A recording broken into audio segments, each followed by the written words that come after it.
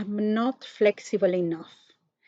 I have a lot of people approaching me over the years because, when they know that you are a yoga teacher or a Pilates teacher, they say, oh, I would like to start your class, but I'm not flexible enough. And I'm really passionate about. So when they tell me that, I go like a lion because if you are not flexible, you need to start. So that's a cue to start a flexibility class or a stretching class. Now, I understand the point because people see these amazing teachers or young people, even old people, super flexible online. And yoga in particular got attached in the last few years too much to those models. So you put yoga and you immediately put a picture of a super flexible girl doing crazy poses. So obviously a normal people, even myself, I'm teaching over 40 years, and there are things that I can't do because flexibility, first of all, is depending also how your body is made, let's say, and practice, of course. But there is some poses that not everybody can do because how your body is made, how your hips are facing, how the length of your bones, etc., etc.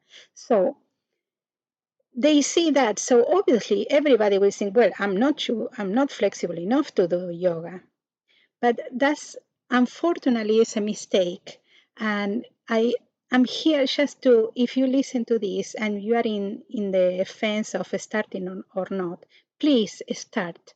You have to start with a good teacher or a teacher that is patient, because I understand as well that many students, they start a class because they know I'm not flexible, so I better do a stretching class or a yoga class. And then they go to these studios where the teachers are crazy, because there is for every taste in this world. And you have this teacher that the first day or even the last day of the class, they start to put these people in crazy poses and pull them and push them. And obviously, those people will never come back to a yoga class because that's not the right way to do it. And that's the best way to create injuries in your body. So, flexibility is you have to be careful, right? So, we all need flexibility and we all should go to a stretching class or a yoga class, but with a good teacher, first of all, that is patient, that knows the stuff, knows how the muscle works. So you can be sure that your work will pay off and you will get better. You will feel much comfortable in your own body over time, and you will be safe. Safety in flexibility is the paramount. So for a flexibility class, you have to be with a good teacher that knows about the safety on how to do a stretching in a safe way, because muscles work in certain ways and you can't force a muscle to stretch. You can help the muscle to stretch over time and the muscle will respond with a good stretching class, but over time and in a really gentle way, in a really gentle, caring way. So when you do flexibility, you have to be doing it correctly, in the right posture, with care, with compassion with your body. But we are not talking about here sentimental stuff or emotional stuff. I'm talking about physiology. The muscles have inside the fiber, they have an organ called the Golgi tendon. That organ inside the muscle of the fiber of the muscle, is prevent the muscles to extend, or when you do a strength, that organ is preventing the muscle to break, to the fiber to break. So if you are pushing too hard, whether it's with the strength and a lot of weight that is not perfect for where you are at the moment, or you are forcing the flexibility, that organ won't be enough to support the fiber. So the fiber will break. And that's where the injuries happen. So I know a lot of people over my 40 years of experience teaching classes that they got injury in a yoga class or in a gym because they were doing the wrong exercise in the wrong way, or with the wrong weight. So you have to do it in a really nice way, really nice and caring, being really present in the exercise that you're doing. That's why I think yoga is a great way to do flexibility and stretching, because you are encouraged to be present in your body, that you are listening to your body, so you can do it in the right way. So again, just to be clear, you don't need to be flexible to start. You are not flexible, wait. You are not flexible, that's the cue to start the class, right? When you are in the class, you have to be in, you will see. So if you go to a yoga studio, I will love that you come to my classes or you see my videos, but obviously you can go to any place. But be smart. When you go to a class and you see the teacher forcing you, pushing you, pulling you, run away immediately. Don't even say goodbye, run away, because that's a dangerous thing. That's a dangerous thing, because you can get an injury. I experienced that so many times in my life as a teacher, seeing people that they got injury trying to improve their body. So that's for me, that's a pity. That's mm, I feel guilty for all those other teachers that make the people feel bad about themselves, or they create injuries in people that are trying to improve themselves. So again, so you are not flexible, so you can come to a yoga class, a stretching class, and check if you feel comfortable, if you feel welcome, if the teacher is patient, if the teacher just encouraged to do it in a soft way, the right way. So that's where you can stay in that class.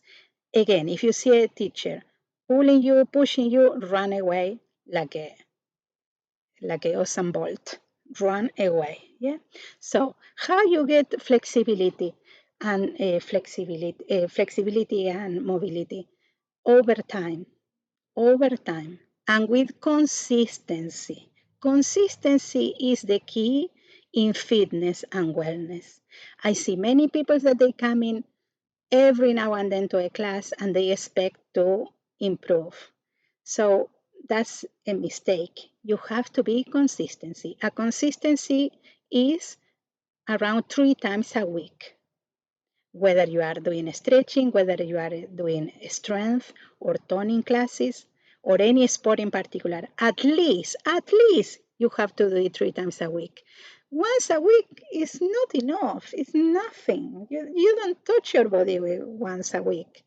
I don't know why that mentality came along in the modern world, or now that you see this workout that is 5 minutes, 10 minutes, 7 minutes. Uh, no, you have to work. Sorry, there is no magic things here. That's another thing that I hate. I'm sorry again for being passionate about. You see these things online that they promise that with 5 minute stretch you will come from not able to open the leg to full spagat, touching your toes, and that's a lie. Nothing happened in 5 minutes, and nothing happened in 20 days at all. So they are lying to you. So you have to be aware how this works. So this is work with consistency and over time. So if you are patient enough, you will start to see the results in your body. They say, the people that knows, that at least you have to be 6 weeks doing any kind of workout, whether for stretching or toning, to start to see some changes. So you can expect to come to one class and or two, 20 days or 7 days for a full squat.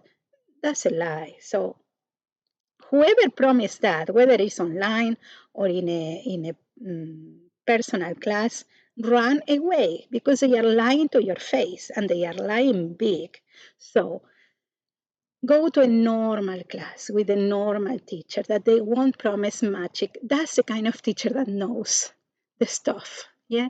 So please stop with this magical mentality that we have. I think because internet is fantastic, social media is fantastic. YouTube is fantastic in so many ways, but we are creating this idea that things coming fast, that you can create things in 2 seconds, and that's not true. So we have to be smart about it. Yes? So again, you will improve by time, over time, with consistency, not by pushing, not by forcing, not by comparison. Comparison is not good for flexibility or for any workout. You can't go to a yoga class and compare yourself with anybody. Everybody's different. So you have to be okay with yourself and see the improvement in yourself, not in other people, because people have different bodies. You can't compare with other people. Some people can be really flexible on the hips and then on the upper body is crazy stuck, or they born with so much flexibility that they carry over the years. So you can't compare with other people. For example, the hips, the typical pose for yoga that is crossing the legs, the typical yogi pose.